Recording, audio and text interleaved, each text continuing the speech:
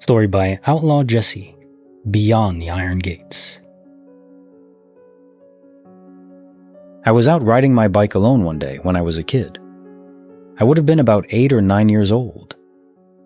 Back then, I used to just ride around without much of a plan. I'd go down roads I hadn't been on before, see where they led, and explore whatever I happened to come across. There was something exciting about not really knowing what was around the next corner. On this particular day, I found something I'd never seen before.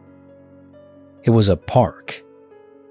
There were these huge iron gates at the entrance, and beyond them was what looked like a beautiful garden filled with flowers. It wasn't just a normal park with a swing set or a bit of grass. It looked old and almost hidden away, like it had been there forever, but somehow nobody had ever mentioned it. I remember being really excited when I saw it. I couldn't believe I'd found this place on my own, but instead of going in, my first thought was that I had to show my sister. I wanted her to see it too.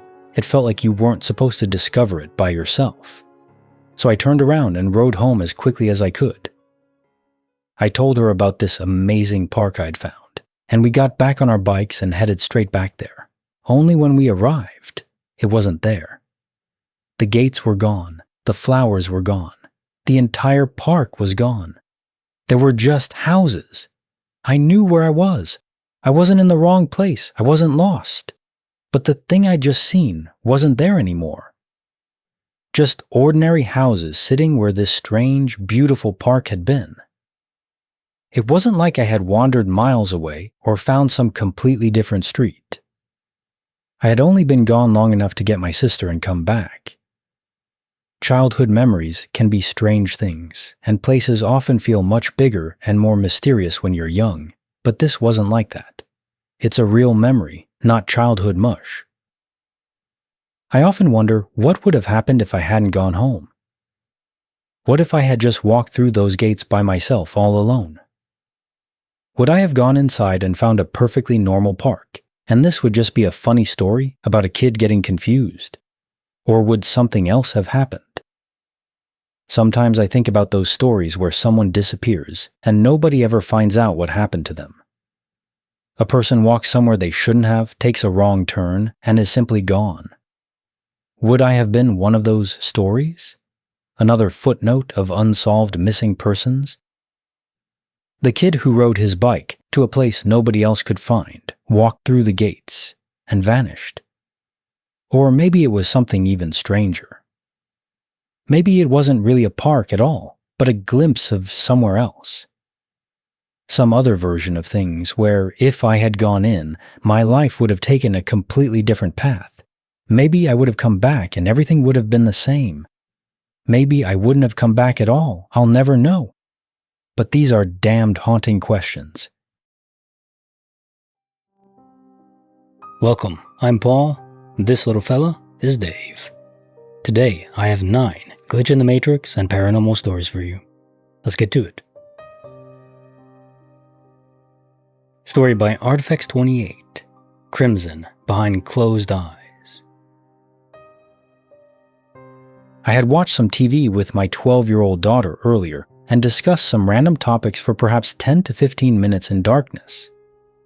Suddenly, a bright blink occurred that just overwhelmed our visions. TV was turned off for the whole duration of our discussion in the unlit room, nearly pitch black. I had my eyes closed and saw it as a red blink. My daughter saw it as bright white. It lasted perhaps 5 milliseconds, a really fast blink. Now the weird part is, we both have these weird red spot markings now on our legs that we did not have prior to this blink. I have them on both. I noticed them when I was taking a shower a bit later. They are not sore, do not hurt to touch, and do not itch at all. I have no explanation for any of this. Neither of us had our phones or anything else on our hands. There is nothing in the room that could induce this kind of brightness. First update 24 hours later. My right knee is now also shedding skin. First time I recall this happening without a sunburn, which I last had perhaps 30 years ago. Second update. I discussed this with my daughter. She mentioned she has had this experience a few other times too. I haven't. Third update. I am a non-religious, feet-on-the-ground, analytic skeptic. Even though I cannot come up with an explanation for the markings on the legs, we can fully ignore them as a coincidence. The blink itself is pure X-Files material to me. This was the third paranormal weirdness I have experienced through my 43 years on the planet. Fourth update, 48 hours later. Daughter mentioned that she felt like the light was coming from the wall, like it was moving, like a sweep. I did not sense the same with my eyes closed at all. The wall has an AC unit and literally nothing else on it. The AC has a display, but the brightness of those is very dim. No way that could explain it. It was also in the corner, kind of behind us at 8 o'clock. We also checked different lights in the room by quickly flicking them on and off, but they were not able to produce anything even close to such brightness. So at first I just thought, okay, this could be a meteor flash in the sky when they airburst far enough away. You can get light without much sound, but then the skin rashes and everything. I mean, that could even be radiation, but obviously there's no nukes being tested anywhere in the modern world or anywhere on the planet, really. We have detectors all over the world, so we would know. But the alternative then, because of the rashes, my gut wants to say aliens.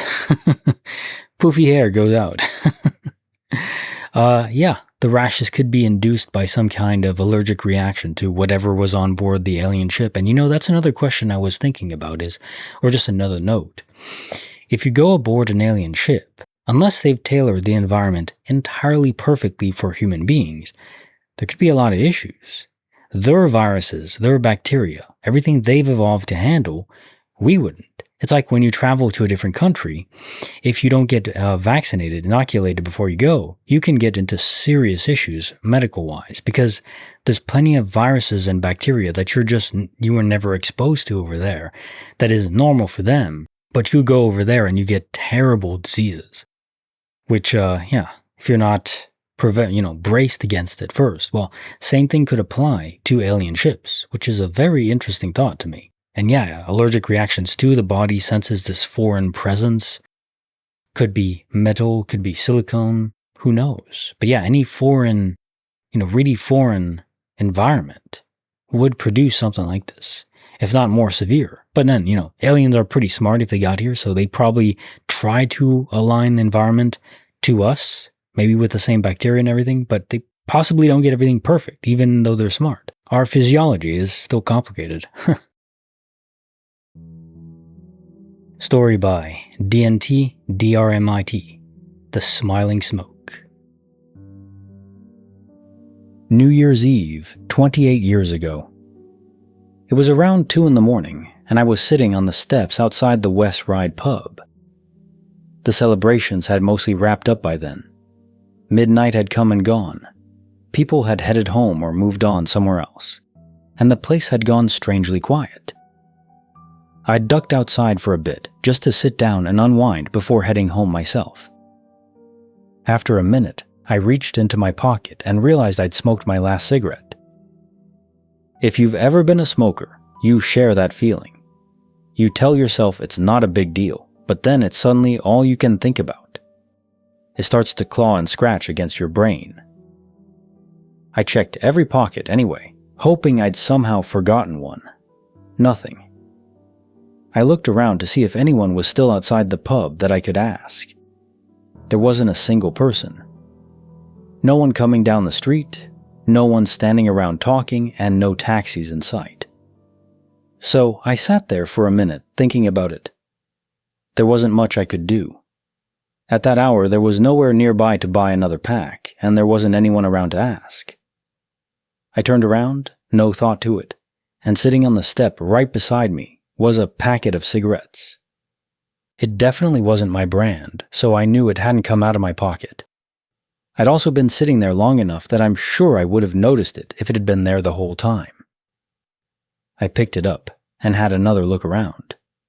Still nobody, no footsteps or voices.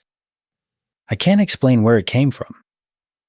Maybe somebody had dropped it earlier and I'd somehow completely overlooked it. That's possible. All I know is that I'd been sitting there wishing I had a cigarette, turned around, and there was a packet sitting right beside me. I wasn't about to question my good luck, though. I opened the pack, lit one up, leaned back on the step, and just smiled. Thanks, universe. I've never forgotten that little moment. It's hardly the strangest thing that's ever happened to me, but it is the most unforgettable moment. It could have been nothing more than incredible timing, and me simply missing what was right beside me, but I've replayed it in my head plenty of times over the years, and it still makes me wonder. Whatever the explanation, it couldn't have shown up at a better time. I finished the cigarette, sat there for another few minutes enjoying the quiet, then got up and headed home, grinning like an idiot. Story by Starstruck131. The default setting. Incredibly mundane, but the night before last, I was cleaning my nightstand, and I have 4 things that always stay there. The rest of it was water bottles and dust, because I am a lazy gremlin through the work week. A book, a candle, and 2 tubes of moisturizer that sit right near the back on top of the book. I'm weirdly particular about this arrangement. With a random burst of motivation, I decide to clean off my nightstand and restore it to default setting, and as I grab the water bottles, I knock one of the tubes of moisturizer to the floor behind the nightstand. I lean forward, look at the lotion there on the floor, and decide that is a problem for me later, put the bottles in recycling, and promptly go to sleep. I remember this specifically because I kind of chastise my own laziness. I had already taken the effort to brace myself and look behind the dang nightstand. Why couldn't I just have grabbed the lotion? Lazy, shameful girl. I don't really feel this way, but my Nana sure would. The next morning, the lotion was back on the nightstand, but out of its assigned location on top of the book. Rather, it was placed more forward in the opposite corner. Had I not chastised my own lack of willpower and had a very particular default setting stuck in my mind for how it should look, I would have never noticed it had been picked up and put somewhere it doesn't belong. Some notes. Yes, I have carbon monoxide detectors, I live alone, I don't take sleep aids or any medication at all, actually. I guess some version of me is not paralyzed by crippling task paralysis after a week of work. Go her. This is like my comfort food, the DOP story. If they reappear or not, because it affected me with the tennis balls in the past. It's just comforting. It's like watching Friends or Seinfeld on repeat. The stories are, they're pretty similar in a sense, because it's just items going missing and the reactions of the people experiencing it. But I'll never get bored of it. It's just comfort. I love it. Story by PM a Picture of Your Dog. A Healing Mystery. Last night, I was organizing my work bag and saw I had yet to take out the medicine I recently bought. As I was taking the box out, I distinctly remember having 2 concurrent thoughts. Put the box down on the table beside you. Take the mini sampler perfume out so you can make that toiletries pouch you've been meaning to make. As I had these 2 thoughts, I also made a note to remember to come back to the medicine so I could properly sort it in my pill organizer. I leave to find a pouch for my perfume sampler, and I look to the table for my medicine. It's not there. I distinctly remember touching it, seeing it, placing it on the table right beside me, and reminding myself to come back to it. I look through my bag and empty it out, it's not there. I look through everything on the table, not there. I even start looking in my room, convinced I must have held onto it and misplaced it somewhere. My parents help me look, and they can't find it either. It literally just disappeared. I convinced myself I hallucinated taking it out of my bag and actually left it at work. Well, now I'm at work, and it's not here either. This has never happened to me before. I feel like I'm going slightly crazy. The memory of me holding it and placing it down is so visceral. Genuinely, where could it have gone? I was right beside it, got momentarily preoccupied, went back to it, and poof, it's gone. I cannot explain it. Story by Lord Shaft 666. 4 seconds ahead. This happened back in the early days of the National Lottery. Myself, my then girlfriend, and her family were all sitting around watching the draw on TV. It was broadcast live back then, and there was always a bit of excitement around it. A charge in the air. Everyone would gather around, watch the machine spin up, and wait to see what numbers came out. Just watching the lottery and having a laugh. The big money balls were released. The announcer was waiting for the first ball to drop, and for no particular reason, I just said the first number that popped into my head. I wasn't trying to predict anything. It was just a throwaway comment. None of us had tickets, by the way. Then the first ball came out. It was the number I'd just said. Everyone laughed. It was funny, but nobody thought much of it. A lucky guess, nothing more. Someone joked that I should have written the numbers down and bought a ticket. Then the machine moved on to the second ball. Again, I picked a random number from nowhere and said it out loud. The second ball came out. It was that number too. The laughter started up again, a little louder this time with a hint of eeriness. Everyone was joking around, saying maybe I had some kind of secret lottery ability, or that I should have been playing instead of just watching. At that point, it was still just a strange coincidence. 2 numbers isn't impossible. Weird, sure, but something you could easily brush off. Then the third ball was about to come out. I don't know why I did it again. Maybe because everyone was amused by it, maybe because I was curious to see if it would happen again, but I said another number before the machine revealed it. A few seconds later, the third ball came out. It was the one I had said. That was when the room started to change. 3 times in a row was starting to feel a little different. Everyone was now paying attention. When the fourth ball was about to be drawn, I said another number, urged on by everyone else in the room, but cut the tension with a knife, I tell you. And then that one came out as well. 4 correct numbers in a row. You could hear a pin drop in here. No, a feather landing on the floor. Nobody really knew what on earth to say. Everyone was looking at the TV, then looking back at me, trying to figure out what had just happened. I remember deciding that was enough. I could have kept going, but by that point, it had stopped being funny and had started feeling genuinely freaking bonkers, and I didn't want to push it any further. The weird thing was how the numbers were simply coming into my head moments before they appeared. I saw them in my mind's eye. I've never experienced anything like it before or since. I have no idea what I tapped into, or what, if anything, tapped into me. I've tried to use this power again, and I can't predict anything remarkable anymore. Story by Xylorgos, A World Without Motion. I was at an outdoor flea market one day, sitting down with a book while I waited for my husband to come back. It was a pretty normal scene, honestly. People walking around looking at stalls, vendors talking, dogs wandering with their owners, and all the usual noise you expect from a busy outdoor market. I find it cozy.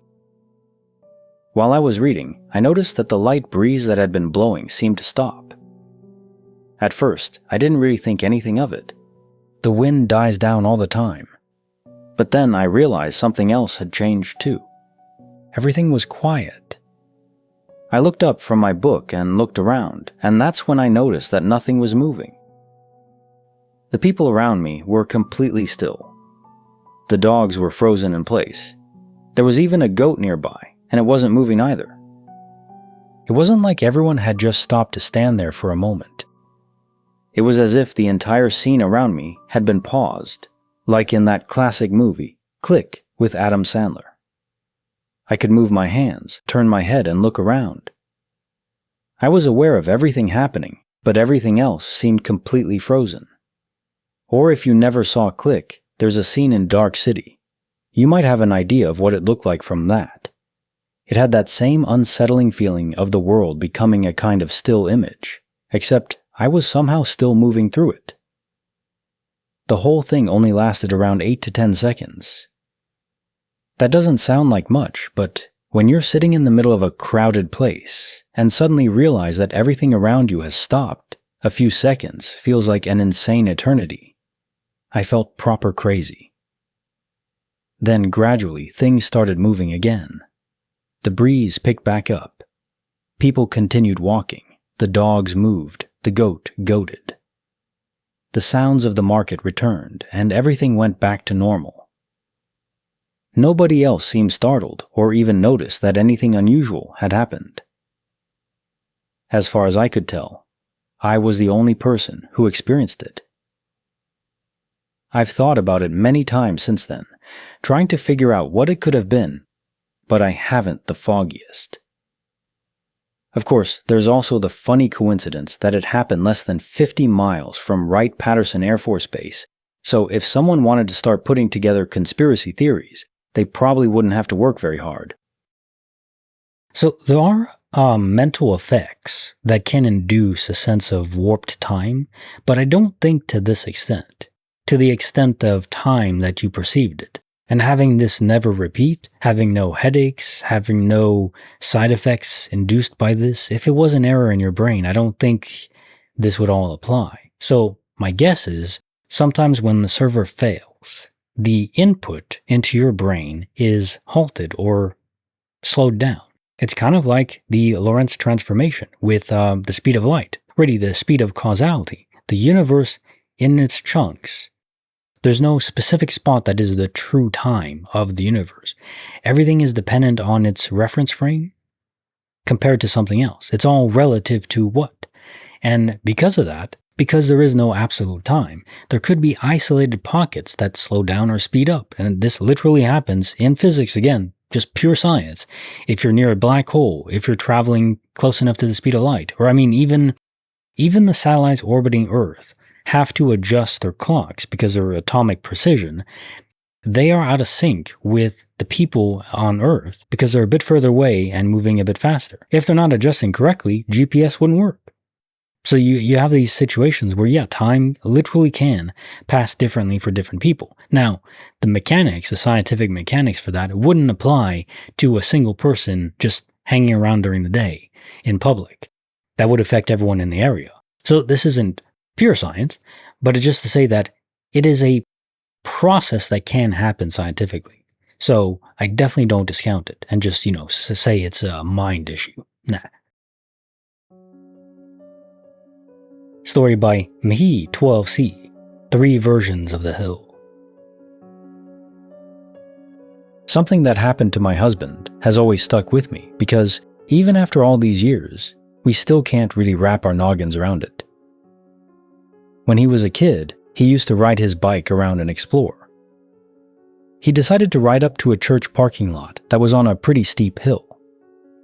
He left his bike there and started wandering around. Behind the church was a cemetery, and beyond that was a large field and wooded area on top of the hill. Like a lot of kids do, he was just exploring and seeing what he could find. While walking through the field and into the trees, he came across something completely unexpected. Hidden deep in the thickets was an old playground. He said it looked like it had been abandoned for decades. Everything was rusty and worn out. The equipment looked like it hadn't been used in 50 years. It wasn't just a playground that needed some repairs. It looked like a place that had been completely forgotten and left behind to be reclaimed by Mother Nature. He remembered it because it was such a strange thing to find. A playground hidden away in the woods behind a cemetery with nobody around and no obvious reason for it to be there, no path to get to it. Eventually, he left and went home, the memory of it relegated deep into the recesses of his mind. Then, when we were in college, something triggered it and he told me the story. I thought it sounded fascinating and said we should go find it. So we went. We drove out to the church parked in the same lot and followed the route he remembered. We walked up the hill, through the cemetery, across the field, and into the thicket where he said the playground had been. Except when we came out the other side, it wasn't what he remembered. Instead of finding an old abandoned playground, we found a strange hedge maze. It was an actual, maintained hedge maze with clear pathways cut through it, not just a few bushes. My husband immediately knew something was different. He said, "That wasn't here." He was certain of it, but we were already there, so we decided to follow it and see where it went. After walking through the maze, we eventually came out the other side, and there was a completely rebuilt playground. Brand new equipment, children running around playing, families there enjoying the day. There was also a full recreation center building that had been built nearby. My husband was completely stunned out of his skull. This wasn't some slightly changed version of what he remembered. This was an entirely different place. The old rusted playground he'd found as a kid was nowhere to be seen. Instead, there was a modern community area that looked like it had been there for years. Now, obviously, there are normal explanations that could exist. Maybe the old playground had been removed and replaced. Maybe the area had been developed over time. But he was convinced that the hedge maze, the recreation center, and the new playground were not there when he was a kid. He remembered a forgotten playground hidden in the woods, nothing more. About 15 years later, we were telling our son this story. We decided it would be fun to take him there. We figured we could show him the playground and let him play while we told him about the strange old playground his dad had found years before. So we drove there, parked, and walked the same way. Up the parking lot, through the cemetery, across the field, into the thicket. And when we came out, there was nothing. No playground, no children, no recreation center, no hedge maze, no path. The entire area was gone. Where the modern playground and building had been was just an overgrown field full of thorn bushes and weeds. The only thing left was one large rusty pole sticking out of the ground. We weren't even sure what it had been. Maybe a flagpole, maybe something else. That was it, just an empty field and a rusty pole. What made it even stranger was that the place had now gone back to looking almost like what he originally described from his childhood. It looked abandoned again. We were standing there with our son, looking at a place where we knew we'd previously seen something completely different. Maybe things were built and removed over the years. Maybe there are records somewhere that explain everything. He had found one version of the place as a kid. We found another version years later. And then, years after that, his original version was sort of partially restored, but not really. 3 different versions of the same location. What the spitting hell. So I like how focused this is on family element, revisiting a memory from your husband. It's touching in a way. And of course, this is a glitch memory, which makes it spicy. Nevertheless, I just have to say that I love the idea of server chunks. So when we see places that aren't really there, I think we're just delving into different servers and their differences. I think if you go far enough, the differences exaggerate. It's the compounding effect. It's like interest or the domino branching paths where more choices and events transpire that are different to the originating universe you're from, that environments can be entirely different. Now, often technology appears to be roughly equivalent because I think all servers in the multiverse run concurrently. They're not running on different time zones or anything like that, or at different rates. It doesn't appear to be the case, unless a black hole is nearby or something. But I do believe your husband. I think he really did see a place that exists, just not in a way that we can access it. Maybe younger minds are more attuned to this, to be able to perceive different universes. I don't know what the mechanics are.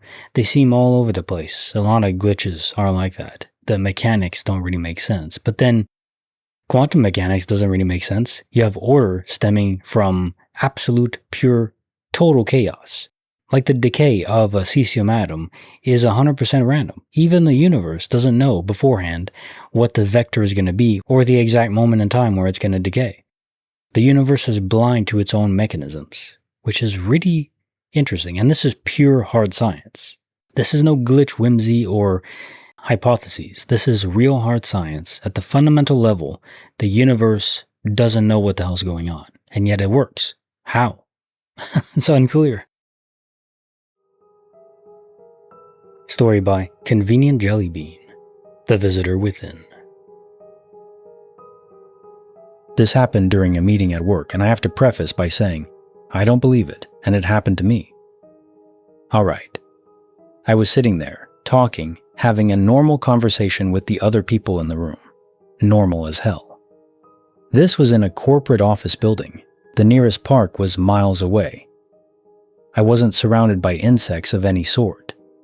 Then, while I was speaking, a small moth flew out of my mouth. I know how ridiculous that sounds. A moth.